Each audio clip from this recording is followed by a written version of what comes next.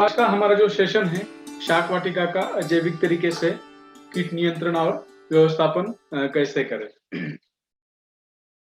तो जैसे मैंने बताया कि कीट नियंत्रण करना बहुत ही मुश्किल होता है।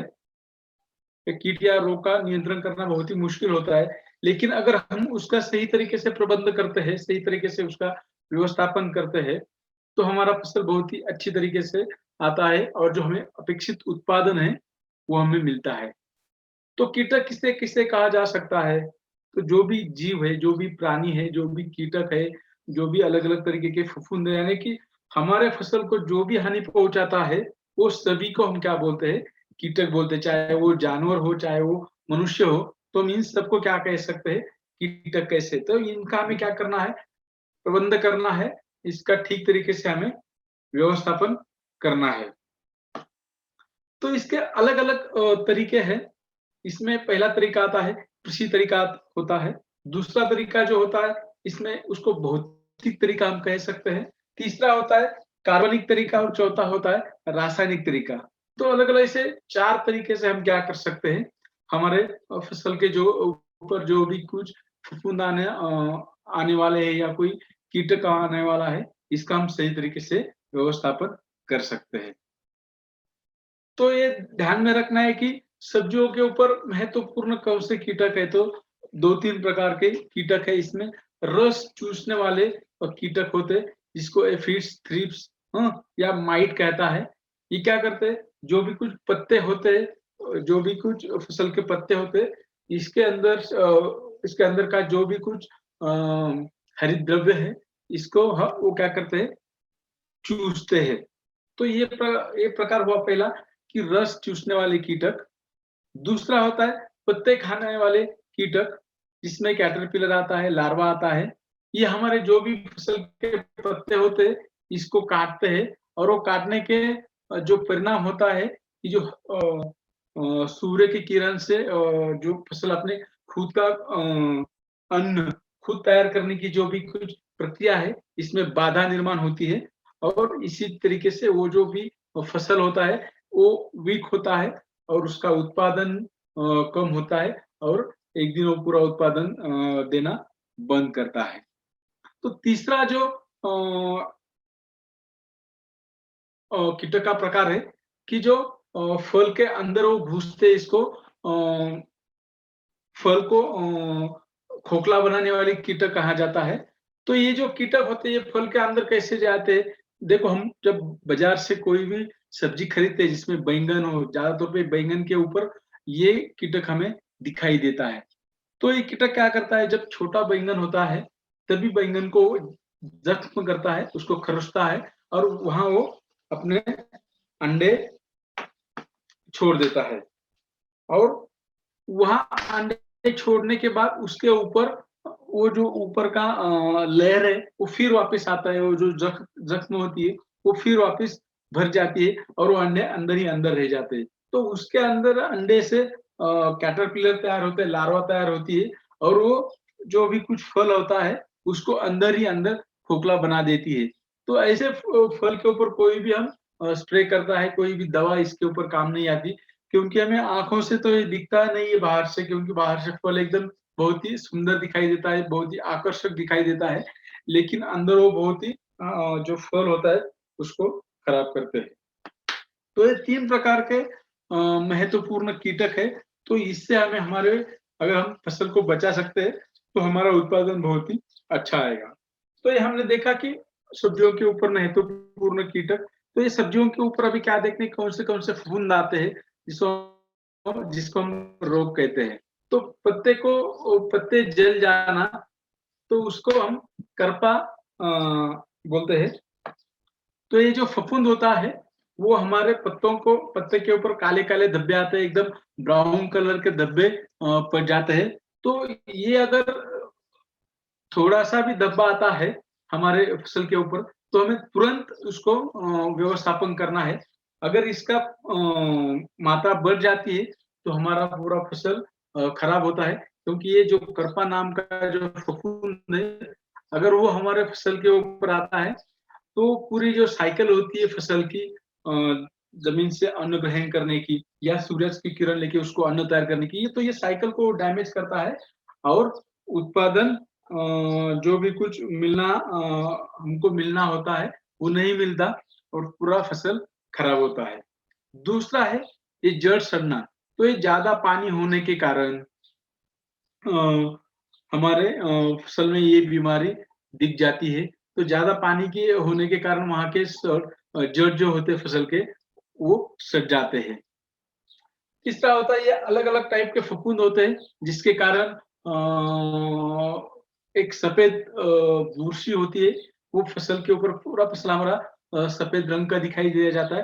तो अलग-अलग टाइप की ये बुर्सी होती है, इसी के कारण भी हमारे फसल का उत्पादन या सब्जी का उत्पादन हमें कम मिलता है। उसी के साथ-साथ जो फल के ऊपर काले धब्बे आ जाते हैं, तो ये भी एक प्रकार का रोग है, तो इनको भी हमें क्या करना है उसका व्यवस्थापन करना है। अगर हम इसका सही तरीके से व्यवस्थापन करते हैं, तो हमें जो उत्पादन है वो अच्छा मिलता है।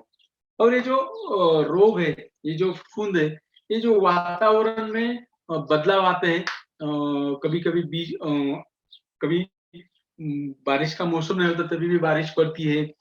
ठंड अचानक से ठंड बढ़ जाती है, कम हो जाती है। तो ज़्यादा ठंड कम होना, बढ़ना, टेम्परेचर कम ज़्यादा होना, तो इसी मौसम में क्या होता है, ये फफूंद आने का या उनको बढ़ने का जो वातावरण है, ये वातावरण काफ़ी अच्छा होता है और इसी वातावरण में वो फफूंद ज़्यादा बढ़ते हैं और हमारे जो फसल है उसको चोट पहुँच जाते हैं। तो हमने अभी क्या देखा पहले तो महत्वपूर्ण जो कीटक है, इसके बारे में जानकारी ली और दूसरी हमने फफूंद के बारे में या रोग के बारे में जानकारी ले ली है। अब ये जो कीटक का जीवन चक्र होता है, तो कीटक का जो जीवन चक्र होता है कि 2 प्रकार का होता है। एक अर्ध उत्परिवर्तन और दूसरा पूर्ण उत्परिवर्तन। तो इस प्रकार के संक्रमण में जो कीटक का क्या होता है कीटक के अंडे का विकास होता है और उसको यौवन और वयस्कता के क्रम में होते हैं। जबकि पूर्ण परिवर्तन प्रकार में क्या होता है कीटक अंडे डालते हैं, उससे लार्वा तैयार होता है। लार्वा के बाद उसका कोशिका तैयार होती है और फिर वो उसका तितली बन के फिर वो हवा में उड़ जाती है। तो इसका इसका जो जीवन चक्र है, तो इसी जीवन चक्र से अगर वो जाते हैं, तो हमारे आस-पास अगर हमारे ज़मीन के आस-पास या हमारे शाक वाटिका के आस-पास अगर कभी आपको लार्वा दिखाई दिया जाता है या कभी कोष दिखाई दिया जाता है, तो उसको हमें नष्ट करना है। अगर हम उस साइकिल को ब्रेक करते हैं, तो हमारा जो घाटा होता है या फसल को जो नुकसान पहुँचाना होता है, इसको हम क्या कर सकते हैं, रोक सकते हैं। तो इसके लिए हमें क्या करना है जो भौतिक प्रकार है या कार्बनिक प्रकार है, इसके बारे में हम क्या करेंगे, जानकारी लेंगे। तो भौतिक प्रकार क्या होता है कि इसमें हमें दशपर्णी अर्क, लहसुन मिर्च अर्क, तंबाकू अर्क, नीमार्क, तो इनके जैसे अर्क तैयार करना है और ये अर्क का जो गंध होता है बहुत ही खराब होता है और उसी के साथ-साथ ये बहुत ही ज़हरीला होता है। दशपर्णी अर्क में अलग-अलग प्रकार के 10 पत्ते हम इस्तेमाल करते हैं। ये ऐसे 10 पत्ते होते हैं जिससे कोई जानवर खा नहीं सकता है। तो ऐसे जो जानवर जिस पत्तों को नहीं खाता वो बहुत ही कड़वा होता है और वो ज़हरीला भी होता है। तो ऐसे ज़हरीले जो भी कुछ पत्ते हैं, इसको हमें इकट्ठा करना है कुछ उसका प्रमाण में। तो उसको इकट्ठा करने के बाद उसको 1 महीना हमें एक ड्रम में डालना है और उसको गोल-गोल घुमाना है। तो उसका अच्छी तरीके से जो अर्क होता है, पत्तों का अर्क उस गोबर में या पानी में वो मिल जाता है और ऐसे तरीके का जो भी कुछ दशपर्णी अर्क है, जो तैयार होने के बाद हम 10 लीटर पानी में लगभग 125 मिली अर्क मिलाकर फसल के ऊपर स्प्रे कर सकते हैं। तो ये जो दशपर्णी अर्क है हम सभी प्रकार के कीटक होते हैं, इनका नियंत्रण करने के लिए या उसका व्यवस्थापन करने के लिए हम इस्तेमाल कर सकते हैं। तो जैविक खेती में ये दशपर्णी अर्क को बहुत ही महत्व है। इसमें लगभग लाल कनेर नाम की जो वनस्पति है, पपीता है, जंगली अरंडी बोलते हैं, गिलोय होता है, शरीफा यानी कि सीताफल होता है, तो ये लगभग 250 ग्राम में ये फसल का जो वनस्पति है इनका पत्ते लेने हैं हमें लगभग 250 ग्राम में। उसके साथ-साथ जो मदार होती है, नीम होता है, करंज होता है, निर्गुड़ी होती है, घनेरी होती है, हाँ? ये भी प्रमाण 250 ग्राम में लेना है प्रति वनस्पति का।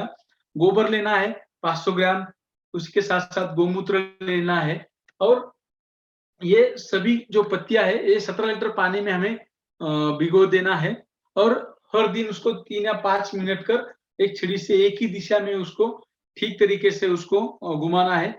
उल्टा वापस नहीं घुमाना है क्योंकि उसका जो बॉन्डिंग होता है, वो बॉन्डिंग क्रैक नहीं होना चाहिए, इसलिए उनको एक ही दिशा में क्लॉकवाइज़ उसको घुमाना है, दिन में सिर्फ 3 या 5 मिनट के लिए।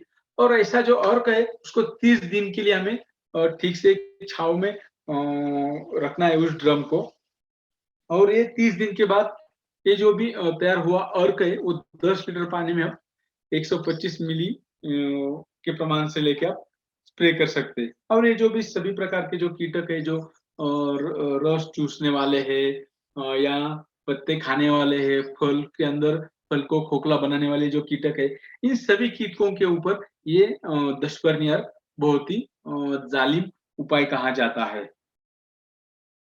उसी के साथ-साथ जो हम देखने जा रहे हैं लहसुन मिर्च का अर्क, तो इस अर्क का जो ज़्यादा तौर पे इफ़ेक्ट है, वो कौन से कीटक के ऊपर पर होता है, तो जो रस चूसने वाले जो कीटक होते हैं उनके ऊपर हम बहुत ही आसानी से नियंत्रण पा सकते हैं। क्योंकि इस अर्क के स्प्रे करने से क्या होता है, ये जो कीटक होते हैं रस चूसने वाले, उनकी स्किन एकदम नाजुक होती है और इस स्किन के ऊपर जैसे ये लहसुन, मिर्च का और हम छिड़कते हैं और ये उनके स्किन के ऊपर अगर गिर जाता है, तो बहुत ही जलता है उनका शरीर और जलने से क्या होता है, ये कीटक मर जाते हैं। तो ये बहुत ही आसान है क्योंकि लहसुन और मिर्च हमारे घर में ही मिल जाते हैं। तो पन्ना 50 ग्राम हम लहसुन को बिना पानी डाल के पीस लेते हैं। उसी के साथ-साथ 3 मिली जो मिट्टी का तेल होता है वो उसमें डालते हैं। इस मिश्रण को लगभग प्लास्टिक कंटेनर में आप रख सकते हैं 12 घंटे के लिए और उसमें 4 ग्राम लाल मिर्च पाउडर होती है, वो उसको उसमें मिलाना है और 100 मिली पानी डालकर उसको कपड़े से छान के लेना है। हाँ, और ये जो प्रमाण है, वो 5 लीटर पानी के लिए हम उसका इस्तेमाल कर सकते हैं और हमारे जो भी कुछ फसल है, इसके ऊपर अगर आपको दिखाई दिया जाता है कि पत्ते काटने वाली या फल को खराब डैमेज करने वाले जो कुछ लार्वा होते हैं, ये अगर आपको दिखाई दिए जाते हैं, तो उसी मौसम में या ये उसी वक़्त आपको इस दवा को स्प्रे करना है और ये दवा स्प्रे करने से आपको पता है कि ये जहरीला होने के कारण वो कीटक तुरंत मर जाते हैं और हमारे जो फसल को जो नुकसान पहुँचाने वाले हैं, उसको हम उसकी रोकथाम अच्छे तरीके से कर सकते हैं। ये सेम तंबाकू अर्क भी होता है, ये भी ज़हरीला होता है वो भी स्प्रे करने से जो लार्वा होते हैं, कैटरपिलर होता है, इनके स्किन को ये जलाता है कि एकदम से जलन होती है उनके स्किन के ऊपर ये तंबाकू अर्क गिरने से। तो ये भी बहुत ही आसान है, जो पत्ते खाने या फूल खाने वाली लार्वा होता है, इनके लिए बहुत ही परिणामकारक दवा है। 50 ग्राम तंबाकू को 2 लीटर पानी में लाल रंग आने तक हमको उसको उबालना है और वो ये जो मिश्रण है ठंडा होने के बाद उसको हम छान लेंगे और 8 लीटर पानी में लगभग 125 मिलीलीटर ये मिश्रण डाल के उसको हमें उसका स्प्रे लेना है या उसका हमें छिड़काना है। तो बहुत ही आसान है, 50 ग्राम तंबाकू है, 2 लीटर पानी है, सिर्फ उसको लाल रंग आने तक उबालना है और ठंड होने के लिए रखना है और ठंड होने के बाद 8 लीटर जो पानी है, उसके लिए हमें 125 मिली दवा ये उसकी लेनी है। तो बहुत ही आसान तरीका है और जो चित्र में या फ़ोटो में दी गई जो कीटक है तो उसके ऊपर बहुत ही असर इसका पड़ता है और इससे हमें इस कीटक का व्यवस्थापन हम अच्छे तरीके से कर सकते हैं। तो ये तंबाकू और अर्क भी हम हमारे घर में अच्छी तरीके से तैयार कर सकते हैं। नीमार के बारे में हम ये कह सकते हैं कि नीमार का जो सुगंध होता है, वो काफ़ी हम अच्छी ठीक तरीके से सूँघ नहीं पाते क्योंकि बहुत ही हमें घुटन सी होती है इस सुगंध से। तो ये जो नीम के पत्ते का अगर आप स्प्रे करते हैं आपके फसल के ऊपर, तो वो ये जो कीटक है, उसके जो तितली होती है, वो वो क्या होती है, जो फूल होते हैं जो फसल के फूल, उसका जो गंध होता है, उसको देख के वो गंध की ओर क्या होते हैं, आकर्षित होते हैं। लेकिन ये जो निमार्क होता है, वो फसल के ऊपर स्प्रे करने से उनका जो गंध आता है, जो फूल का गंध आता है, वो उन कीटकों की तरफ जाता नहीं क्योंकि उसके ऊपर हमने ये जो नीम का अर्क छिड़का है उसका किया है। तो जो कीटक को लगता है कि यहाँ कोई अच्छा खाने के लिए हमें नहीं मिलने वाला क्योंकि यहाँ से अच्छा गंध नहीं आता और हमें अच्छी सेहत नहीं मिल जाएगी।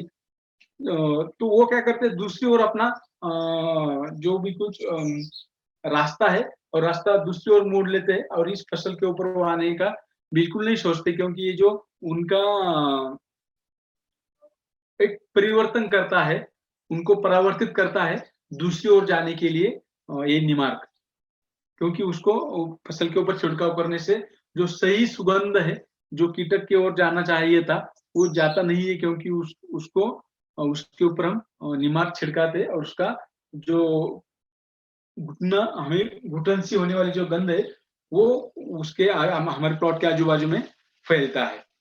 तो उसके लिए हमें क्या करना है 2.5 किलो नीम के पत्ते को पीस लेना है और उसको 1 लीटर देसी गौमूत्र में 24 घंटे के लिए भिगोए और उसी मिश्रण को छान के छिड़काव के लिए हमें इस्तेमाल करना है। हाँ, तो इसका हम 3 से 5 दिन के लिए इसका इस्तेमाल कर सकते हैं और 16 लीटर पानी के लिए हम 600 मिलीलीटर अर्क और 15 ग्राम साबुन पाउडर मिलाएँ। तो ये जो निमार्क है हम सुबह-शाम की ओर जब सुबह और शाम का जो मौसम होता है उसी दरमियान बहुत कीटक आकर्षित होते हैं या वो घूमने के लिए निकलते हैं क्योंकि छाँव होता है, तो छाँव के समय में ही क्या होता है, कीटक घूमने के लिए निकलते हैं, तो उसी वक़्त आप अगर हम इसका छिड़काव करते हैं, तो वो उनको परावर्तित करता है हमारे प्लॉट से दूसरी जगह जाने के लिए। तो ये जो फूल गोभी है अलग-अलग फसल होते हैं उनके सभी फसल के ऊपर हम इसका छिड़काव अच्छी तरीके से कर सकते हैं। ये जो गोमूत्र से हम कीटनाशक तैयार करते हैं क्योंकि गोमूत्र से तैयार की गई जो भी कीटनाशक है उसका गोमूत्र का दुर्गंध नहीं आता है और उसके छिड़काव के बाद फसल या फलों के ऊपर कीटक नहीं बैठते क्योंकि उसका जो गंध आता है जो कीटकों को वो ठीक नहीं लगता इसलिए वो फसल के ऊपर बैठते नहीं है और जो कीट से बचाने के लिए हम जो भी गोमूत्र छिड़काने के बाद वो कीट से तो हम उसको बचाते हैं, लेकिन गोमूत्र में जो नाइट्रोजन की मात्रा होती है, तो नाइट्रोजन की मात्रा हम फसल को एक तरीके से देते हैं, तो एक टॉनिक का काम करती है और हमारे फसल को अच्छे बढ़ाने का काम करती है। तो ये जो गोमूत्र है 2 टाइप से काम करता है, उसका छिड़काव करने से उसके ऊपर कोई कीटक नहीं आता है बैठने के लिए और दूसरा बात है कि इसके अंदर जो नाइट्रोजन होता है जो अगर हम इसको स्प्रे करते हैं फसल के ऊपर, तो पत्तों के ज़रिए वो जो नाइट्रोजन की मात्रा है, वो पत्ते खींच लेते हैं और जो फसल की जो ज़रूरत होती है नाइट्रोजन की, वो पूरी होती है और वो एक टॉनिक की तरह और एक कीटनाशक की तरह भी गोमूत्र काम करता है। ये जो चिपचिपा जाल है, ये चिपचिपा जाल क्या करता है, इसमें ये जो मादा कीटक को एक सुगंध आता है, एक गंध आता है। उस गंध का जो वो जो गंध है, वो गंध जिस दवा से आता है, वो दवा इस जो पीला वाला जो पेपर होता है, उसके ऊपर लगाते हैं और इसी के ऊपर क्या होता है, नर जो कीटक होते हैं, वो आकर्षित होते हैं मादा की ओर और वहाँ जाके वो चिपक जाते हैं और वहाँ चिपक जाने से क्या होता है, मेल और जो फीमेल का मेटिंग होता है, उसके बाद और ज़्यादा बच्चे पैदा होते हैं। ये जो साइकिल होती है, वो साइकिल ब्रेक हो जाती है और हमारे जो फसल के ऊपर ज़्यादा कीटक की संख्या बढ़ेगी और उससे जो नुकसान होता है, वो नुकसान कम होने के लिए ये चिपचिपा जाल अगर आप लगाते हैं, तो हमारा जो भी कुछ खर्चा होता है या हमें जो भी कुछ उसके लिए कार्य करना पड़ता है, वो हमें ज़्यादा करने की ज़रूरत नहीं है। तो ये चिपचिपा आप जाल लगा सकते हैं।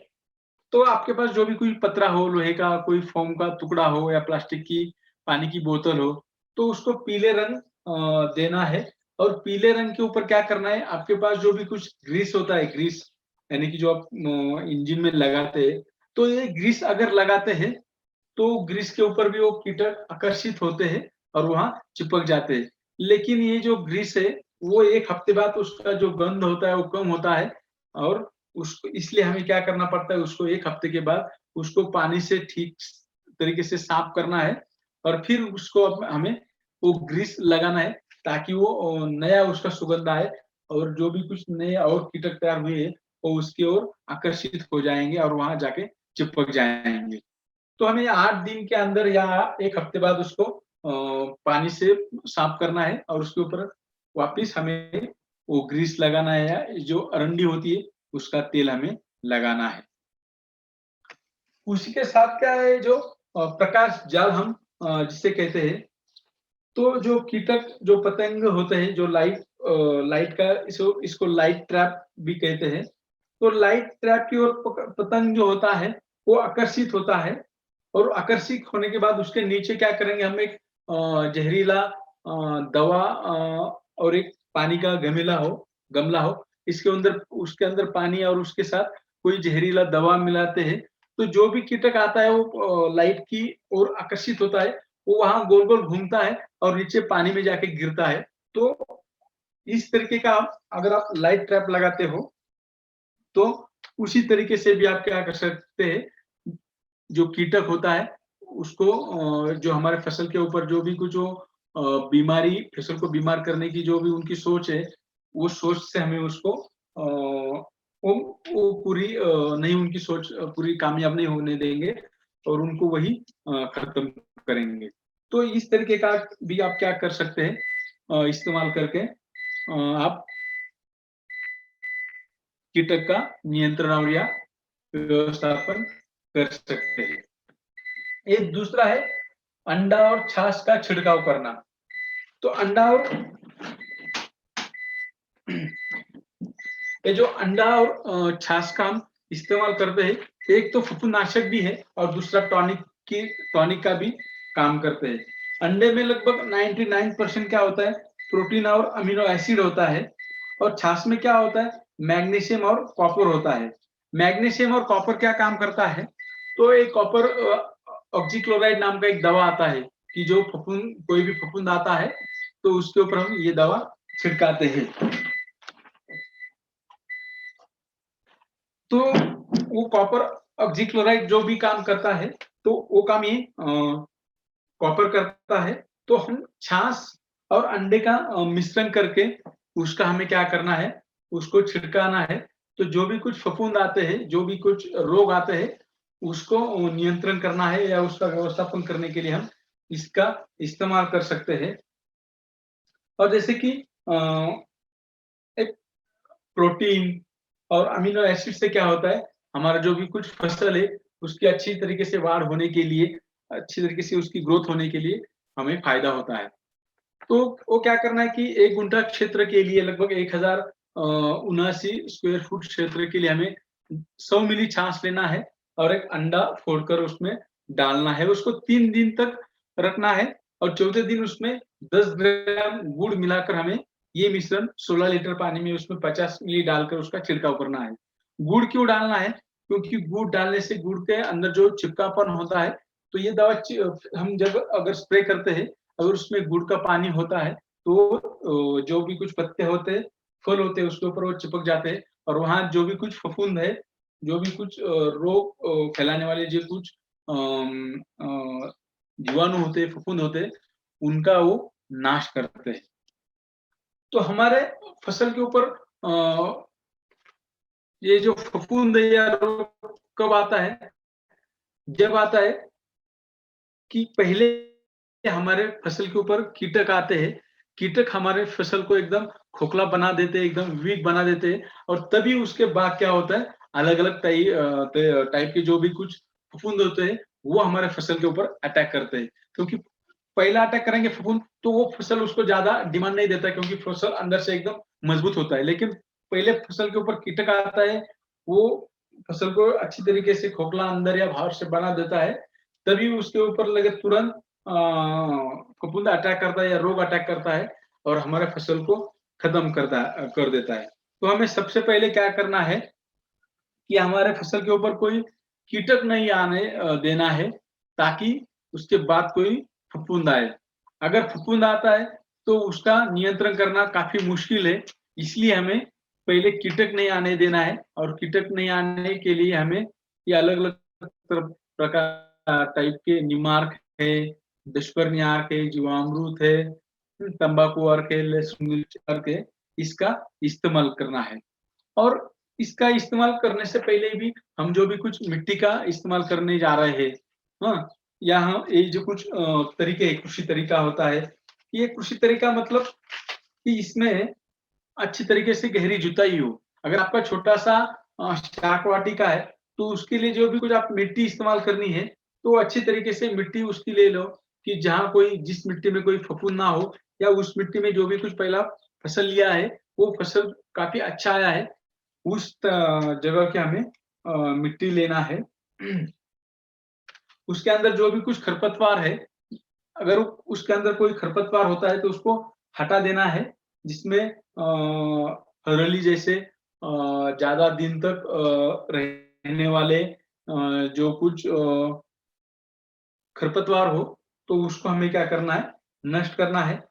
दूसरी भौतिक पद्धत है कि जिसमें हमें अच्छी तरीके से खुदाई करना है, निराई करना है मिट्टी की, ताकि मिट्टी के अंदर जो भी कुछ फफूंद है, जो भी कुछ कीटक होते हैं, ज़्यादा तौर पे जो कीटक होते हैं वो ज़मीन में भी रह जाते हैं। शाम को पूरे गर्मी का मौसम होता है, दोपहर का धूप का, तो उसी दरमियान वो ज़मीन में रहते हैं और सुबह-शाम वहाँ से बाहर निकल के हमारे फसल को तकलीफ करते हैं। तो हमें क्या करना है, भौतिक पद्धत हमारे ज़मीन को ऊपर-नीचे करते रहना है, और जो उसके अंदर जो भी कुछ कीटक है या फफूंद है उसको मार देना है। तो कार्बनिक जो पद्धत है, तो कार्बनिक पद्धत इसमें कि अलग-अलग प्रकार के कीटक होते हैं, इसको हम मित्र कीटक कहते हैं। जैसे कि गाजर ग्रोथ होता है, उसको हम कांग्रेस कहते हैं। तो उसको नियंत्रण में लाने के लिए जिग्रोग्राम नाम का जो एक कीटक है, मित्र कीटक, वो अगर उसके ऊपर हम छोड़ देते हैं, तो उससे भी हम क्या कर सकते हैं, उसका नियंत्रण कर सकते हैं। तो बाद में होता है चौथी पद्धत रासायनिक तरीका, कि रासायनिक तरीका इस्तेमाल करने से हम क्या करते सकते हैं, उस कीटक का नियंत्रण या व्यवस्थापन कर सकते हैं। उसी के साथ-साथ हम जो भी कुछ फसल लगाएँ, जैसे कि हम कुछ आलू लगाए, जो कुछ बैंगन लगाए, तो उसके अंदर 1-2 मक्का होती है, इसके 1-2 आपके टेरेस के ऊपर 1-2 मक्के का पौधे लगाइए। 2-3 जो गेंदा होता है, उसके फूल के पौधे लगाइए, ताकि कोई भी कीटक आता है तो पहले इन 2 फसलों के ऊपर पहले आके अटैक करता है। वो बाद में दूसरे फसल की हो जाता है। अगर मान लो आपके यहाँ बहुत अच्छा बैंगन आया है, बहुत अच्छा टमाटर आया है, गोभी आया है, लेकिन उसी फसल में अगर ये आप अ, मक्का लगाते हो, गेंदा लगाते हो, तो पहले कीटक इनकी ओर जाएँगे, उनको खत्म करेंगे, बाद में आपके फसल की ओर आएँगे। तो जब आपको समझ में आता है कि आपके मक्के को ये खराब करता है या गेंदा को खराब करता है, तभी आप उसके ऊपर अच्छी तरीके से दवा छिड़काते हैं। चाहे वो जैविक हो या रासायनिक हो, तो हम उसको अच्छी तरीके से उसका नियंत्रण कर सकते हैं। तो ये था हमारा आज का सेशन, जिसके अंदर हमने रासायनिक, जैविक और भौतिक तरीके से कैसे रोग और कीटक का व्यवस्थापन करें, इसके बारे में हमने जानकारी ली। तो अगर आपको इसके बारे में कोई सवाल है, तो आप पूछ सकते हैं।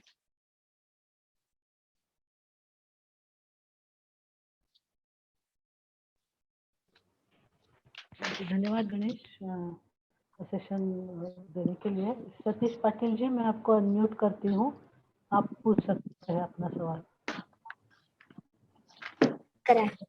हेलो। हाँ सतीश जी बोलिए। हाँ आप सुनाई दे रहा है मैडम?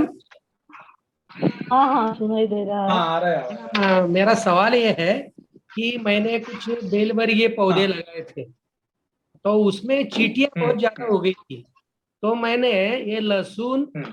और नीम का भी पानी का छिड़काव यार स्प्रे किया था उसके ऊपर। लेकिन क्या होता है, एक बार छिड़काव किया कि वो चली जाती है, लेकिन बाद में दूसरी दिन और क्या आ जाती है ना। उससे बहुत पौधे खराब हो जाते हैं, उसका फूल खा जाते हैं वो सब, पूरा फ्लावरिंग पूरा खत्म कर देते हैं। तो इसके लिए ना क्या करना चाहिए अभी? देखो, जैसे आपने लहसुन मिर्च अर्क का इस्तेमाल किया, और दूसरा हाँ। हल्दी का पानी भी इस्तेमाल करते हैं। अगर इसमें से भी ये नहीं होता है, तो एक इंजेक्शन आया है अभी मार्केट में। आपके आसपास कृषि सेवा केंद्र होता है, तो ये इंजेक्शन होता है, कांच की बोतल में आता है। वो उसको फोड़ना है थोड़ा सा, और वो आपका जो फसल है वहां नजदीक उसको गाड़ना है। तो उसकी स्मेल के वजह से वो चींटी आपके जो भी कुछ 10 बाय 10 फुट की जगह है उसके आजू बाजू में वो आएगी नहीं, क्योंकि उसका स्मेल उसके लिए बहुत ही खतरा वो होता है। तो ये भी हमें दिक्कत आई थी। हमने भी एक दो तरीके से उसके एक दो बार लहसुन मिर्च और हल्दी का पानी इस्तेमाल किया, लेकिन ये उसको आदत हो जाती है फिर हल्दी के पानी की या लहसुन मिर्च की। तो अभी हेलो। वो इंजेक्शन मिलता है मार्केट में। हाँ, बोलिए।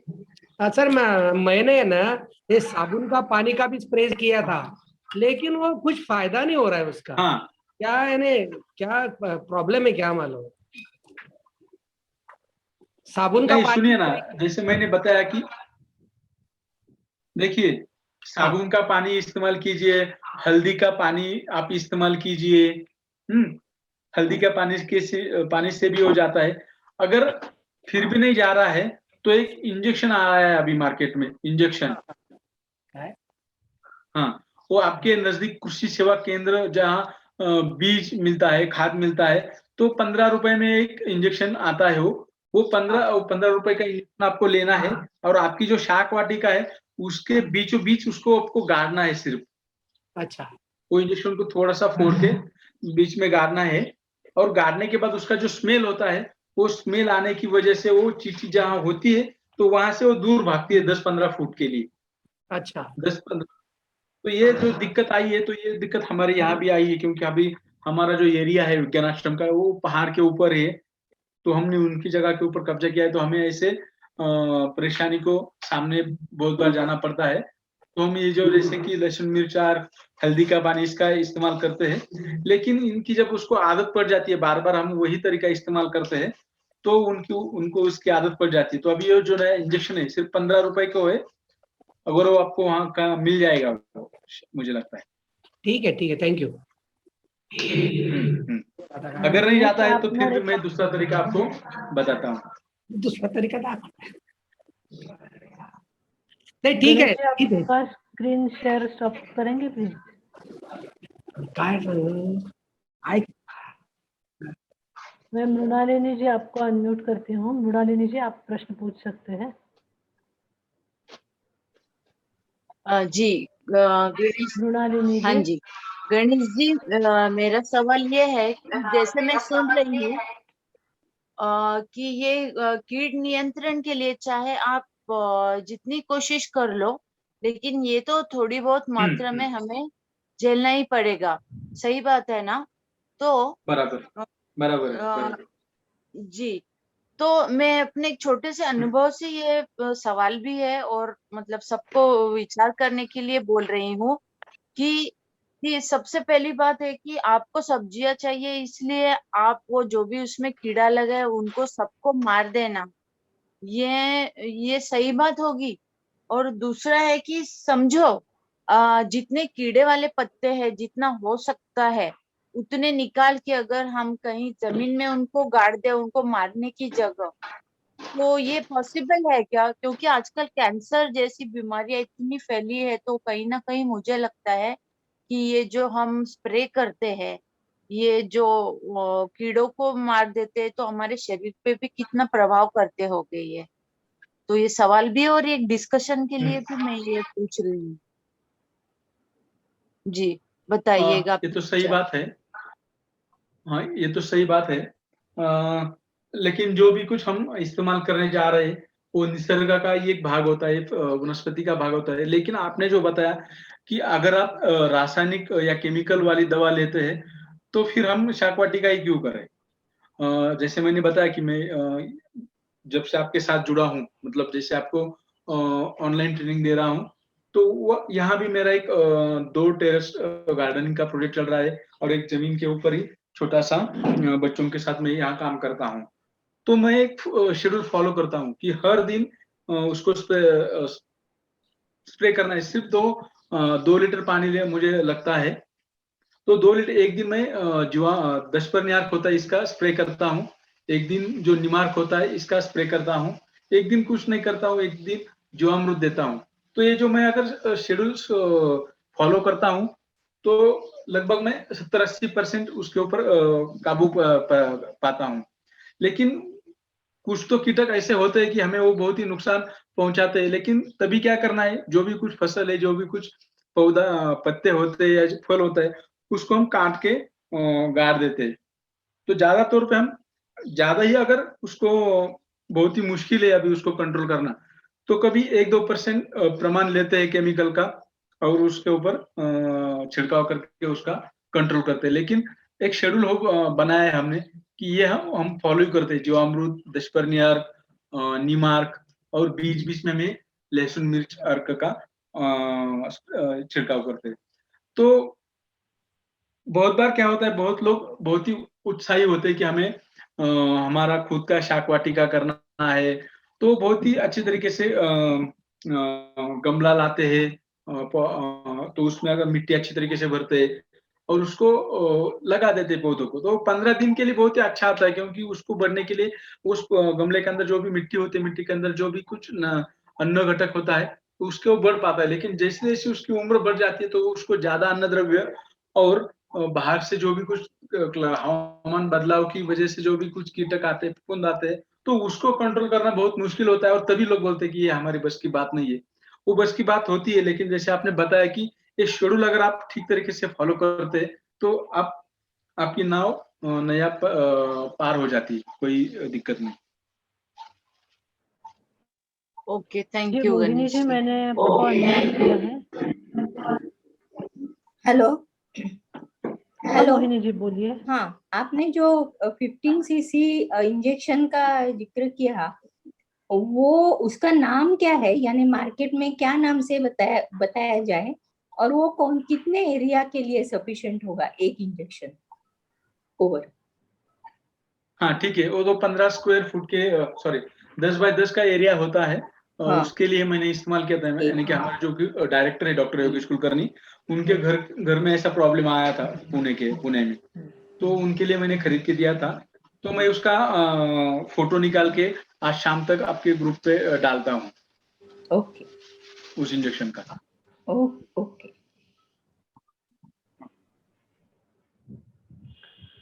जी, और किसी को कोई प्रश्न पूछना है तो पूछ लीजिए। गणेश जी, आप अपना स्क्रीन शेयर स्टॉप कर देंगे?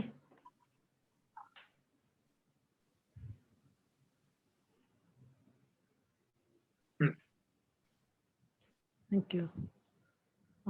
किसी को कोई प्रश्न पूछना है तो हैंड रेज कर सकते हैं। और जैसे मैंने लेक्चर के शुरुआत में बताया था, मैं फिर से दोहराना चाहूँगी कि अभी तक 130 पार्टिसिपेंट्स के बीच में से सिर्फ 63 लोगों ने क्वेश्चन पेपर 1 फिलअप किया है। जिन्होंने नहीं किया है वो मैंने डेट बढ़ाया है, 10th of अप्रैल तक मैंने डेट इसका बढ़ाया है। जिन्होंने भी नहीं अटेम्प्ट किया है क्वेश्चन पेपर, वो अटेम्प्ट करें और हमें भेज दें, क्योंकि प्रश्न पत्रिका एक तो अभी भेजा हुआ है। हमारा सेशन पूरा कोर्स कंप्लीट होने के बाद मैं प्रश्न पत्रिका 2 भेजने वाली हूँ, और अगर ये दोनों क्वेश्चन पेपर सॉल्व करते हैं आप लोग, तभी आपको सर्टिफिकेट मिल सकता है। तो ये ध्यान में रखिए और हमारे सेशंस भी अटेंड करते रहिए। और कोई भी सवाल है, कोई दिक्कत है, तो आप ग्रुप पे या हमारे सेशन के यहाँ बीच में आप जरूर पूछ सकते हैं। मुझे लगता है अभी आज का सेशन हम खत्म कर सकते हैं। किसी को कोई प्रश्न नहीं है, शायद सारे हो चुके हैं। तो मुझे एक प्रश्न मोहिनी पूछना जी, था गणेश जी से। हाँ चैतन्य जी हाँ पूछिए। जी, गणेश जी, हाँ बोलिए। एक आपको एक प्रश्न हाँ था बोलिए। पूछने लिए। ये हाँ जो गमले में जब हम लोग पौधे लगाते हैं, या गमले में जब हम लोग कुछ ये करते हैं, गार्डनिंग करते हैं, टेरेस गार्डनिंग वगैरह करते हैं, तो कई बार ऐसे हुआ है कि जो जिसको अंग्रेजी में ग्रब कहते हैं, या मराठी में उसको मुझे लगता है कहते हैं हुमनी कहते हैं। एक बड़ा बड़ा सफेद सा कीड़ा होता है जो बहुत जल्दी से उसकी मात्रा बढ़ जाती है जो मिट्टी में या जहाँ पे, तो उससे हमारे काफी पौधे मर चुके हैं, और काफी नुकसान हुआ है उसकी वजह से। वो वैसे दिखते नहीं है जब तक आप उसको मिट्टी को हिलाते नहीं है तब तक। तो ये जो मिट्टी में रहने वाले कीड़े जो होते हैं, उनको उनको उनका क्या कैसे उनको से ये कर सकते हैं, बचा सकते हैं जो पौधों से? ये जो निमार्क होता है, ये जो जी निमार्क, वो जी सही दवा है इनके लिए। हमको निमार्क बीच-बीच में मिट्टी के उसका ड्रेंचिंग करना है, ताकि उसका हम उसके ऊपर नियंत्रण करते हैं। ये जो हम कहीं से भी मिट्टी खरीदते हैं, आप कहीं से भी मिट्टी लाते हैं, तो उसके अंदर ऐसे होते ही है बहुत बार।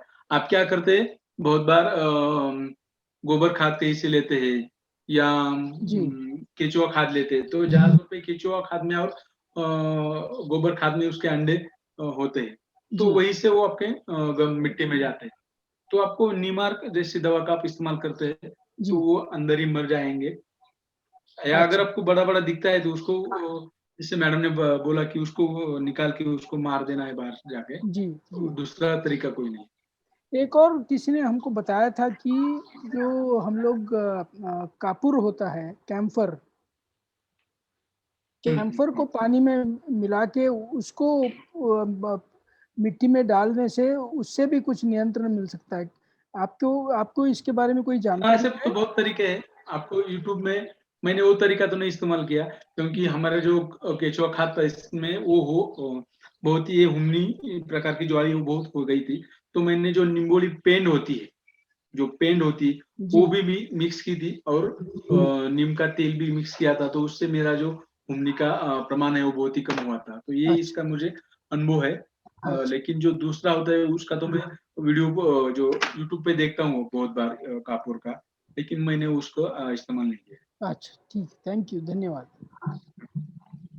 गणेश जी, मैं एक सवाल पूछ सकती हूँ? ये जो कपूर का जो सर ने बोला, वैसे कुछ हाँ, ऑयल्स होते हैं, मैंने सुना है, जो डिकम्पोज होने की प्रक्रिया को थोड़ा सा आगे बढ़ाते हैं, जैसे नीलगिरी अच्छा। का ऑयल है।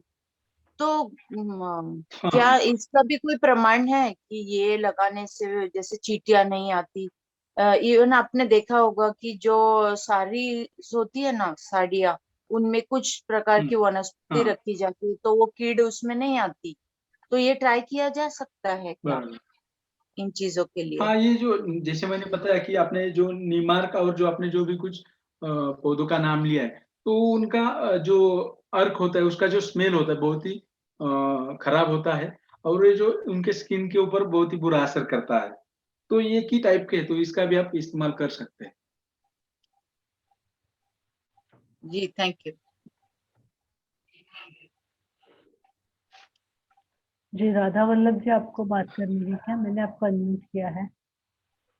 राधा वल्लभ सनवाल जी। जी जी जी। हरिओम जी, मैं पूछ रहा था ना, ये गणेश जी ने जो इंजेक्शन बताया, इसका क्या नाम है जी? हाँ हाँ, हाँ, हाँ, हाँ। वो नाम हाँ, शाम सर तक मैंने आज वो भेजने वाले हैं। अभी एक मैं भेजने वाला, क्योंकि मैंने एक ही बार खरीदा था। क्योंकि ये जो मैंने बताया कि हमारे डायरेक्टर है डॉक्टर योगेश कुलकर्णी, इनके शाकवाटी में काम में ये प्रॉब्लम हुई थी। तो मैंने जो भी कुछ हल्दी वाला या एक दो ऐसे यहाँ जो नैसर्गिक उपाय है वो करके देखे, लेकिन वो चींटी नहीं गई। तो मैं मार्केट में गया, उस देखा तो उन्होंने मुझे एक 15 रुपए का इंजेक्शन दे दिया था। तो मुझे उसका नाम याद नहीं है, लेकिन मैंने अभी बताया क्योंकि ये अभी मार्केट में ऐसा भी कुछ अवेलेबल है जो चींटी को भगा सकते हैं, तो उसका शाम तक मैं उसका फोटो आपको भेज देता हूँ। ठीक ठीक ठीक, थैंक यू। मेरा एक आखिरी सवाल गणेश जी, आपने ये जो कहा कि चींटियों को भगा देना, लेकिन जो मैंने सुना है कि अपनी इकोसिस्टम है चींटियों का, अपनी जो इकोसिस्टम है उसमें चींटियों का रहना बहुत जरूरी होता है। आई मीन अगर आप चींटियों हाँ को मार देते हैं तो वो अच्छी बात नहीं होगी हमारे शाकवाटिका लिए। सही कह रही हूँ मैं? हाँ आपके क्या विचार है? आप सही कह रही है। जैसे कि हम कभी कभी गुड़ का पानी छिड़काव करते हैं ताकि हमारे फसल के ऊपर चींटी आए, क्योंकि हमारे फसल के ऊपर जो भी कुछ माइट, जो कीटक है माइट, वो उनको खाते, ढूंढ ढूंढ के चींटी खाती है माइट जो कीटक होता है। लेकिन इसका अगर प्रमाण भी ज्यादा होता है और हम अंदर भी नहीं जा सकते, तो इसके लिए कभी कभी इसका इस्तेमाल करना पड़ता है। लेकिन जो चींटी हमारे फसल के ऊपर होती है तो वो काफी अच्छा होता है, क्योंकि जो भी कोई छोटा छोटा कीटक होता है इसको ढूंढ ढूंढ के खाती है, और वो भी हमारा एक मित्र कीटक है चींटी। जी जी, ये ऐसे जो हमारे मित्र कीटक है, आई थिंक ऐसे कई सारे और भी होंगे। तो मैं बहुत है तो बहुत। सबसे रिक्वेस्ट करूंगी कि उनको मारा नहीं जाए, क्योंकि सभी का कुछ ना कुछ काम है इस इकोसिस्टम में।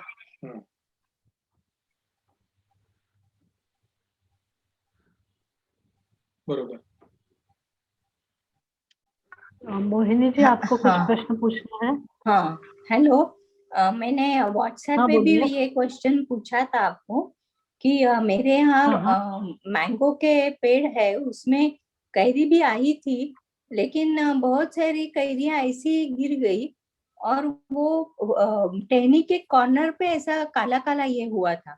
तो उसके लिए क्या दवा दिया जाए? नीमार ठीक रहेगा क्या? क्योंकि उसको कड़वा स्मेल भी आ सकता है ना। हाँ, कड़वाहट भी ओ, आता है। और आपकी जो कैरी है वो हाँ छोटी होती है तभी वो गिर जाती है।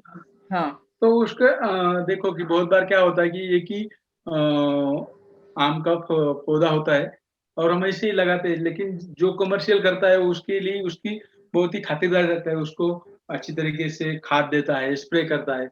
लेकिन हम ऐसे कुछ उसका व्यवस्थापन ठीक तरीके से नहीं करते, तो उसको जो सूक्ष्म अन्न द्रव्य होते हैं उनकी वहाँ उनको डिफिशियंसी होती है, कमतरता होती है, उसी के कारण वो फल गिर जाते हैं। अगर आप कुछ उसके लिए खाद की प्रबंध करते हैं, जैसे कि केचुआ खाद हो, कंपोस्ट खाद हो, इनका अगर आप आपके पौधों को देते हैं, तो ये जो फल गिरने का जो कुछ आपकी दिक्कत है, तो उससे आप इस परेशानी से आप छुटकारा पा सकते हैं। और दूसरा जो आप बोलते हैं कि कुछ टेनिया काली होती है, कॉर्नर यानी दूसरा टहनी क्या बोल रही थी कॉर्नर में मैडम? खाली होके फल गिर जाता है। हाँ, तो वो एक फफूंद है, एक प्रकार का रोग है। तो उसके लिए आपके पास छाछ होता है, आप छाछ का भी छिड़काव कर सकती है। हम्म। हाँ ओके, आप मैंने वो सिर्फ छाछ का भी छिड़काव करते हैं, आप सिर्फ छाछ का भी छिड़काव करते हैं, किसको अंडा उसमें मिक्स करने में कोई तकलीफ हो या कुछ नहीं अवेलेबल होता है, अगर छाछ भी सिर्फ अकेला आप छिड़काव करते हैं तो बहुत फफूंद से आप उसको नियंत्रण कर सकते हैं। ओके। और हमारे यहाँ इसका कड़ू नीम के भी पौधे लगाए हैं नेचुरल, इसके लिए कीटकनाशक के लिए। तो बारिश में थोड़ा पानी जमा हो जाता है तो वो कड़ू नीम के पौधे भी मर जाते हैं कोई कोई। तो उसके लिए क्या किया जाए? हाँ, अभी उसके जड़ के नजदीक अगर आप पानी ज्यादा रुकता है तो वो हो जाएगा उसको। आपने देखा कड़ू नीम के जो पौधे हैं वो ज्यादा ऐसे पहाड़ी वाले इलाके में भी ज्यादा आते हैं, लेकिन जहाँ ज्यादा पानी होता है उसके जड़ सड़ जाते हैं। तो लेकिन दूसरी बात क्या होती है, अगर आप उसके मिट्टी की परीक्षण करते हैं, मिट्टी की जांच करते हैं, तभी आपको समझ में आएगा कि उसके अंदर कोई बुरे कीड़े। फफूंद है क्या, कि हाँ वो उसको मार देते हैं, क्योंकि वो मिट्टी की जांच करने से हमें पता चल सकता है। ऐसा तो नहीं कह सकते कि ज्यादा पानी से हो रहा है या दूसरा क्या कारण है। तो मिट्टी की जांच हम कहाँ से करवाएं? आपके नजदीक जो कृषि सेवा केंद्र होता है या कोई कृषि अधिकारी होता है, अभी उनको कंपलसरी है गवर्नमेंट में हर एक किसान की मिट्टी को जांच करके देने का काम जो गवर्नमेंट के अधिकारी है उनके ऊपर सौंप दिया है और वो फोकट में आपका मिट्टी की जांच करवा के देते हैं। ओके ओके, ठीक है, थैंक यू। सिर्फ आपको उनके पास कांटेक्ट करना है। Okay, thank you. ओवर। कोई कृषि का विद्यालय हो, छोटा डिप्लोमा कॉलेज हो, वहाँ भी अभी सुविधा होती है और आपको पॉसिबल है तो 900 रुपए में एक ऑनलाइन किट आता है और वो आप किट खरीद सकते हैं। उसका एक मैनुअल होता है कि कौन सा केमिकल डालने का है। बहुत ही आसान है वो तरीका जांच करने का, तो उससे भी आप आपकी मिट्टी की जांच कर सकते हैं। जी धन्यवाद गणेश। अभी मुझे लगता है 6:12 हो चुके हैं और किसी के प्रश्न भी नहीं है, तो हम आज का सेशन खत्म करते हैं। और गणेश जी को मैं धन्यवाद देती हूँ और सबसे मैं फिर से एक बार माफ़ी चाहती हूँ हमारी तरफ से देरी होने के लिए। और हमारा नेक्स्ट सेशन 15 दिन के बाद होगा, मैं व्हाट्सएप पे अपडेट दे दूँगी। धन्यवाद।